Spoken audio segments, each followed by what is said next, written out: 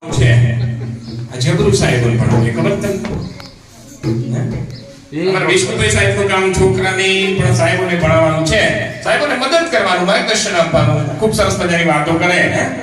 અમારા સાહેબે એકવાર બધા 50 શિક્ષકોને ભેગા કર્યા અને તાલીમમાં કંઈક નવું શીખવતા હતા. ચાલો આજે આપણે કંઈક નવું શીખવીએ. અને પછી એવું કીધું કે આપણે તો રહ્યા બેન પ્રાઇમરી સ્કૂલના બાળક, એટલે આપણો બાલવાટિકાનું બાળક હોય, ક્યારેક સંડાસ પણ કરી જાય ને, ક્યારેક કોઈને વધારે ખાવામાં આવી ગયું હોય તો કોઈ વોમિટ પણ કરી જાય, કોઈ બીમાર હોય એને વાગી ગઈ હોય ત્યારે લોહી પણ નીકળે, તો આપણે આવી બધી વાતોથી શોષ ચડીએ તો ના ચાલે ને, કારણ કે આ તો આપણા બાલુડા છે, આપણે સેવા કરવી પડે, એમની સફાઈ કરવી પડે, એમાં શોષ ચડીએ ન ચાલે. તો સાહેબે કહ્યું ચલો આજે હું જીવનમાંથી શોષને દૂર કરવા માટેની પ્રવૃત્તિ કરાવીશ.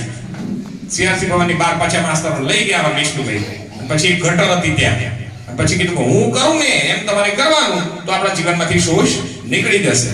વિષ્ણુભાઈ ગટરમાં આંગળી નાખી, એટલે ગટર તો બહુ ગંદી હોય ને યાર, બહુ જ ગંદી ગટર હતી, અને આંગળી ગટરમાં નાખીને પછી મોઢામાં નાખીને એમ કરી દીધું.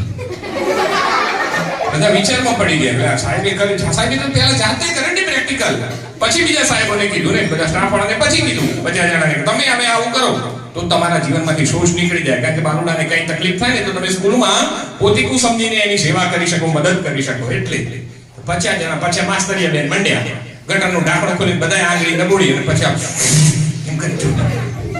સાહેબ પછી શીખવાની તો ભલા માણસ માસ્તરી માસ્તર હોય, સીઆરસી સર્વ શિક્ષા અભિયાનનો સીઆરસી હોય ને સીઆરસી હોય, તમે પૂરેપૂરું અવલોકન ન શીખ્યા, શોષ કાઢવા માટે અવલોકન શીખવાનું હતું. અરે ગાંડાઓ, મેં પહેલી આંગળી ગટરમાં ડબોડી હતી અને બીજી આંગળી ચાખી હતી, અને તમે જે ડબોડીને એ જ ચાખી મારા માણસ. આવું થાવું હોય તો સીઆરસી બનવું પડે, મારા ભાઈ કોઓર્ડિનેટર બનવું પડે. મને થોડું આવડે, કારણ કે 17 વર્ષની યાત્રા હું એ કરીને આવ્યો છું. અમારા સાહેબે વાત કરી, એક થોડીક મજાની વાત, પ્રેરક વાત, ઉદ્બોધિક વાત.